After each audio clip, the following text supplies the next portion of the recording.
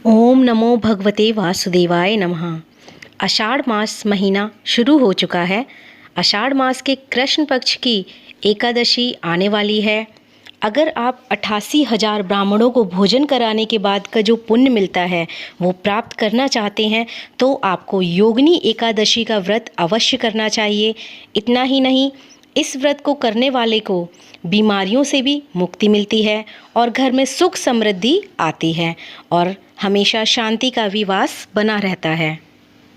जितनी भी एकादशी होती हैं सब बहुत ही महत्वपूर्ण व्रतों में से एक होती हैं।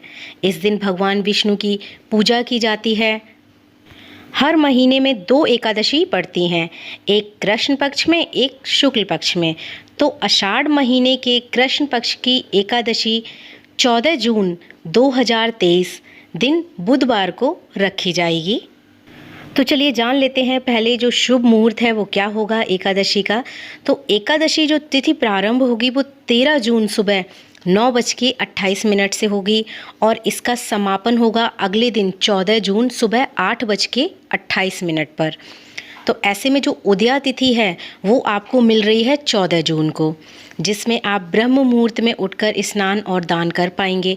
तो इस हिसाब से योगिनी एकादशी का जो व्रत है वो 14 जून को दिन बुधवार के दिन ही रखा जाएगा। योगिनी एकादशी के दिन सुबह स्नान के बाद भगवान विष्णु और माता लक्ष्मी की विधि पूर्वक पूजा करें, उनको फल और फूल चढ़ाएं, साथ ही में आरती करें और कथा अवश्य ही सुने, क्योंकि अगर आप कथा नहीं सुनते हैं तो आपका जो व्रत और पूजन है वो पूरा नहीं माना जाता है। उसके बाद ब्राह्मणों को अपनी श्रद्धा अनुसार दान दें। अगर आप स्वास्थ्य और निरोगी काया रखना चाहते हैं तो अपने जीवन के कष्टों का अंत करना चाहते हैं तो इस व्रत को सभी को अवश्य ही करना चाहिए।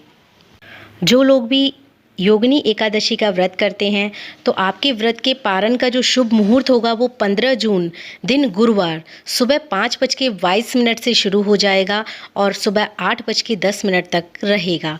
इस बीच आप अपने व्रत का शुभ मुहूर्त में पारण कर सकते हैं। अब जान लेते हैं कि योगिनी एकादशी के दिन क्या क्या करना चाहिए और क्या नहीं करना चाहिए। तो देखिए, इस दिन भगवान विष्णु का जो है आपको पूरा दिन जाप करते रहना चाहिए, साथ ही उनके भजन भी कीर्तन भी करते रहने चाहिए। कहा जाता है कि इस दिन भजन कीर्तन करने से सभी पापों से मुक्ति मिलती है। ज़्यादा से ज़्यादा जो है जलीय आहार जो होता है उसको ग्रहण करना चाहिए। और क्या नहीं करना चाहिए, गुस्सा तो बिल्कुल भी नहीं करना चाहिए। अपने मन और दिमाग को हमेशा ही शांत रखना चाहिए। भगवान विष्णु की आराधना तो हर एक एकादशी पर की ही जाती है, क्योंकि वो भगवान विष्णु को ही समर्पित होती है एकादशी। पर योगिनी एकादशी के दिन भगवान विष्णु के साथ साथ भोलेनाथ की भी उपासना आपको करनी चाहिए।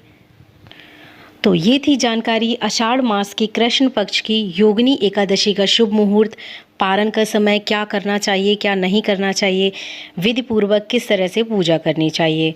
उम्मीद करती हूँ दी हुई जानकारी आप सभी को अच्छी लगी होगी। तो लाइक करने के साथ साथ कमेंट में ज़रूर लिखिएगा।